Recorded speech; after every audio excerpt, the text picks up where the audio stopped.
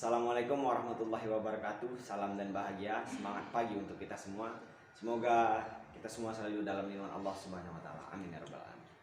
Baiklah, pada kali ini saya akan mempresentasikan tugas dari manajemen agribisnis yang mana saya akan membuat sebuah model sistem agribisnis terpadu dengan memperhatikan beberapa aspek. Yang pertama, aspek pendirian bisnis, kemudian aspek keterkaitan dengan lembaga, dan juga aspek keterkaitan dengan kebijakan pemerintah.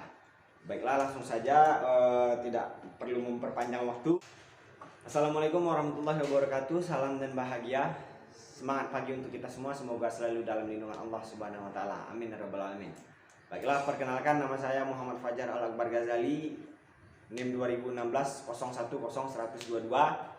Pada kali ini saya akan mempresentasikan tugas dari manajemen agribisnis yang mana membuat sebuah model agribisnis terpadu dengan memperhatikan beberapa aspek. Yang pertama, aspek pendirian bisnis, kemudian aspek keterkaitan dengan lembaga, dan juga aspek keterkaitan dengan kebijakan pemerintah. Tugas ini dibuat dalam model bagan. Baiklah, langsung saja. Kali ini saya akan membuat sebuah model agribisnis terpadu dari sebuah tanaman yang sangat kontroversi, guys. Jadi tanaman ini tidak lain dan tidak bukan adalah tanaman ganja. Anak hype itu biasanya tahu tuh tanaman ganja. Nah, tanaman ganja yang sangat kontroversi. Saya akan membuat sebuah model agribisnis dari tanaman ganja. Tapi kali ini saya tidak akan membahas konspirasi dari tanaman ganja di Indonesia. Saya tidak akan bahas itu. Tapi saya lebih bahas ke model sistem agribisnis terpadu dari tanaman ganja, dan kenapa tanaman ganja itu ilegal juga. Saya juga akan bahas sedikit. Dan juga saya akan bertanya kepada bapak-bapak yang duduk di singgasana, kenapa ganja ini dari dulu sampai sekarang tidak pernah ada dilakukan penelitian terhadap tanaman ganja, dan kenapa dia disebutkan digolongkan sebagai narkotika tetapi tidak ada penelitian terhadap tanaman ganja ini sendiri. Itu yang menjadi pertanyaan besar, dan itu juga yang akan menarik saya untuk membahas dan membuat model agribisnis terpadu dari tanaman ganja. Oke, langsung saja.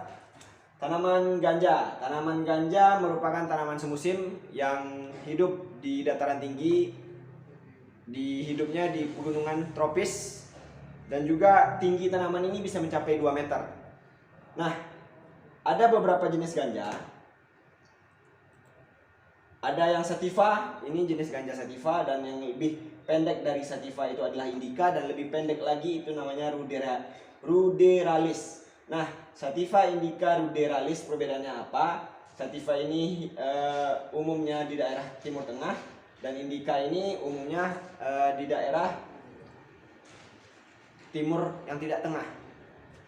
Jadi ruderalis ini adalah jenis ganja yang disilang, dikawin silang antara sativa dan juga indica. Nah, begitu kurang lebih. Baik, kita lanjut lagi.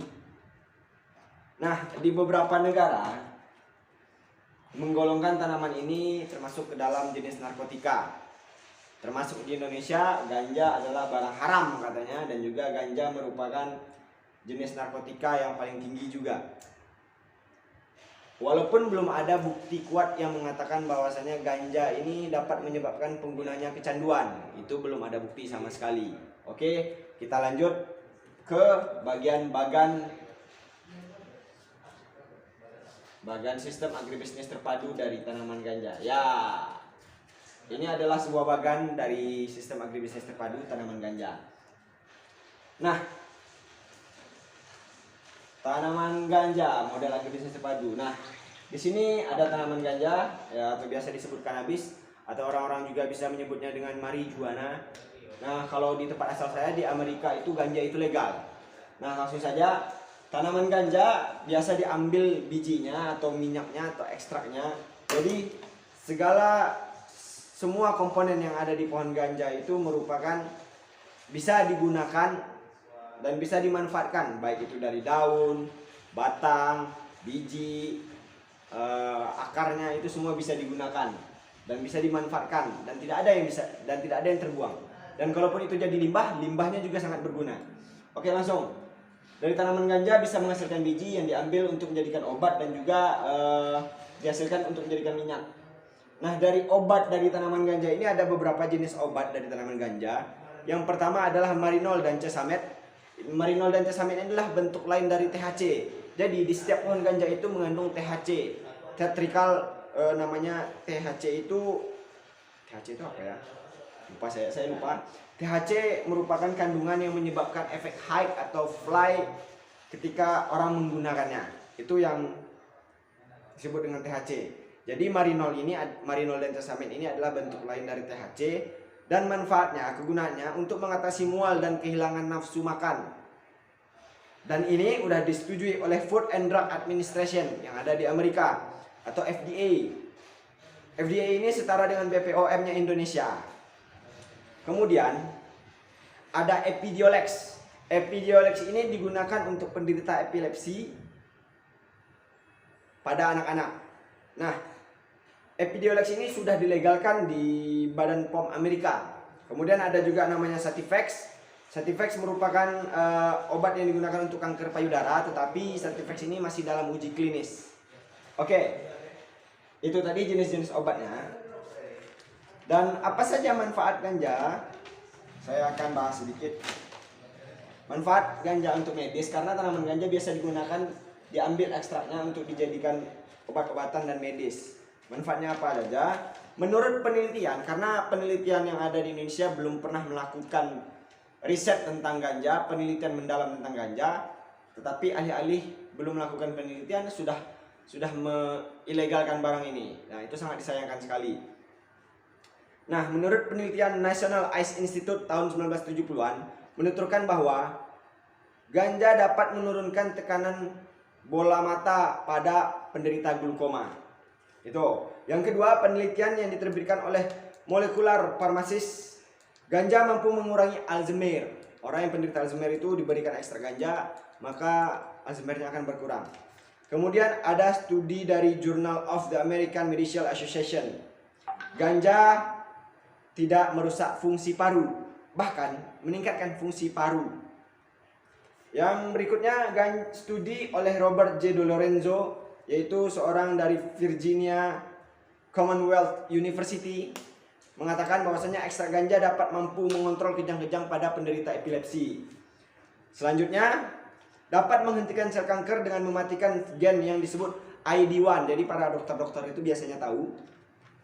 Ini studi penelitian dari California Pacific Medical Center di San Francisco pada tahun 2007. Kemudian ada National Academy of Science, Engineering and Medicine menuturkan bahwasanya ganja kerap digunakan untuk mengatasi rasa sakit kronis. Hal ini didukung oleh Harvard Health Publishing. Kemudian ada penelitian klinikal Psychology Review mengatakan bahwasanya ganja mampu mengatasi masalah gangguan kesehatan jiwa. Jadi bukan mengatasi gangguan jiwa, tetapi mengatasi gangguan kesehatan jiwa. Jadi orang-orang yang kena depresi, gangguan pasca trauma itu diberikan ekstra ganja untuk menenangkan atau merelaksasikan pemikirannya. Kurang lebih seperti itu manfaatnya. Kita lanjutkan lagi. Dari tanaman ganja ketika diambil obat, ketika diambil ekstraknya, maka akan menghasilkan limbah. Nah, limbahnya ini bisa dimanfaatkan, baik itu untuk tekstil, industri, bangunan, dan juga bahan bakar. Nah, hal ini bisa teman-teman lihat, bisa dicek sendiri di Google. Kenapa Amerika, Amsterdam, Kanada, dan juga Jerman melegalkan tanaman ini? Karena tanaman ini banyak manfaatnya. Selain untuk mabok yang kita tahu, tetapi manfaat besar di balik itu semua ada di dalam ganja. Yang mana batang ganja, serat pohon ganja itu bisa digunakan untuk membuat baju. Bahkan Lingkar Ganja Nusantara sudah memproduksi baju yang berasal dari serat batang pohon ganja. Nah, ini salah satu baju yang bukan berasal dari serat pohon ganja. Oke, selain manfaat limbahnya, tanaman ganja ini dalam bentuk utuh biasa digunakan untuk tanaman pelindung. Jadi kalau di Aceh itu, tanaman ganja itu ditanam beriringan dengan tanaman pokok, yaitu tanaman kopi. Manfaatnya apa? Untuk melindungi dari hama dan juga terjangan angin. Oke, lanjut. Dari limbah. Nah, di Amerika, di Washington,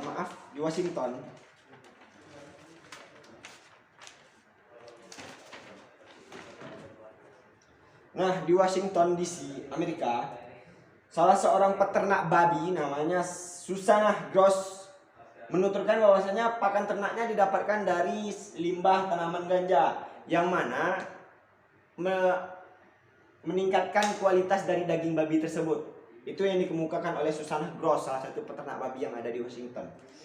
Kemudian pakan ternak tadi bisa diberikan untuk limbah tadi, limbah yang diolah menjadi pakan ternak bisa diberikan kepada sapi dan juga kambing. Nah, dari sapi dan kambing maka akan menghasilkan daging dan susu yang berkualitas karena pakannya berasal dari tanaman ganja yang berkualitas.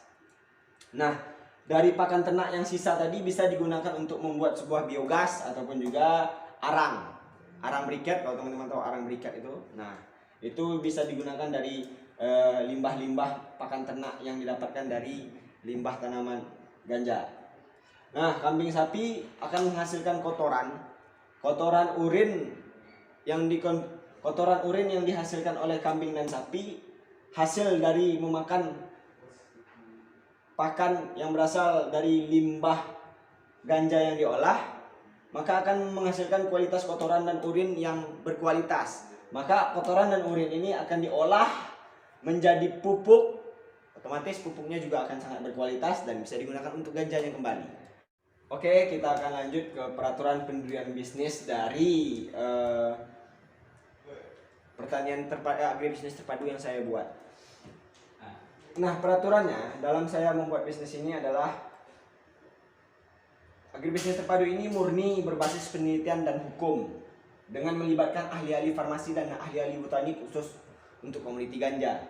Jadi ini tidak ada maksud untuk mendapatkan keuntungan yang tanda kutip yang tidak baik, tetapi ini murni untuk penelitian dan mencari manfaat lebih dibalik tanaman ganja yang katanya haram di Indonesia. Kemudian keterkaitan lembaga, ketika saya membuat sistem agribisnis terpadu dari tanaman ganja ini, maka saya harus melibatkan beberapa lembaga dan saya akan mengajak join lembaga-lembaga seperti LGN. Kalau kita tahu di Indonesia itu ada yang namanya LGN, Lingkar Ganja Nusantara, yang mereka berusaha untuk melegalkan ganja, tetapi bukan untuk rekreasi, bukan untuk mabuk, bukan, tetapi digunakan untuk diambil manfaatnya seperti baju tadi yang mereka buat itu dari serat pohon ganja. Bajunya bagus, anti mikroba. Ini dah salah satu baju yang bukan dari serat pohon ganja. Kemudian juga saya akan merekrut para ahli-ahli profesor juga dan juga ahli-ahli botani yang mengerti dan paham di bidang komoditi ganja. Kemudian bagaimana keterkaitan dengan kebijakan pemerintah? Ya, ini pasti sangat melanggar aturan dan hukum yang ada di Indonesia, karena ganja merupakan salah satu narkotika tingkat paling atas dan saya bisa dipenjara karena ini. Tetapi tidak jadi masalah, saya akan mengajukan permohonan untuk melakukan penelitian terhadap tanaman ganja, karena sampai saat ini belum ada penelitian di Indonesia yang khusus meneliti tanaman ganja.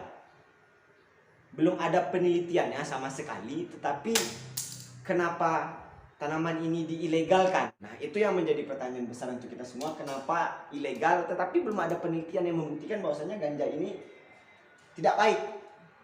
Ini yang menjadi pertanyaan besar untuk kita semua. Saya analogikan, gimana kalian tahu rasanya cabai kalau kalian nggak mencoba cabai itu? Kalian bilang cabai itu pahit, tapi kalian belum pernah coba cabai. Nah, itu kan itu nggak masuk logika gitu loh.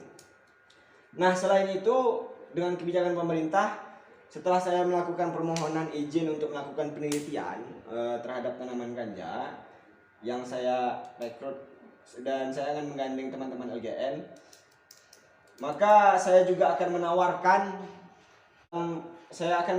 atau melibatkan pemerintah dalam pengawasan yang ketat untuk tanaman, untuk penelitian ini.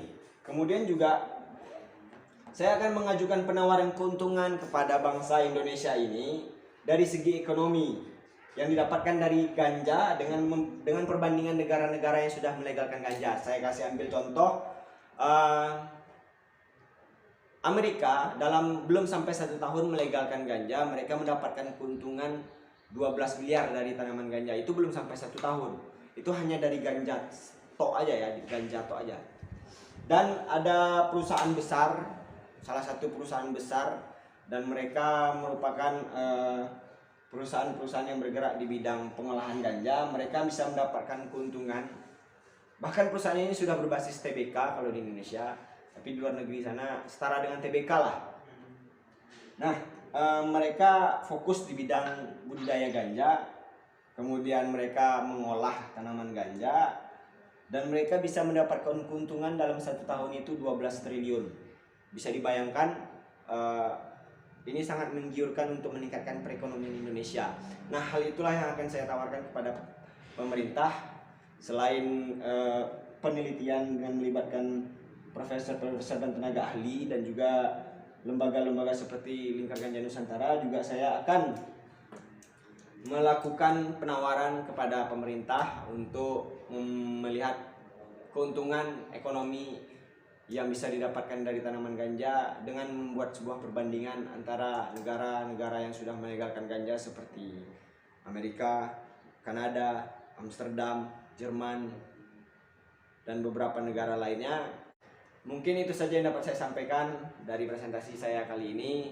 Semoga ini bermanfaat, dan teman-teman harus ingat ini hanya sebuah tugas yang harus saya penuhi. Saya tidak ada memprovokasi siapapun, tetapi ini hanya sebuah tugas yang diberikan kepada saya, dan kebetulan saya tertarik untuk mengambil materi ini. Terima kasih, lebih dan kurangnya saya mohon maaf. Assalamualaikum warahmatullahi wabarakatuh. Salam. Oke, selesai.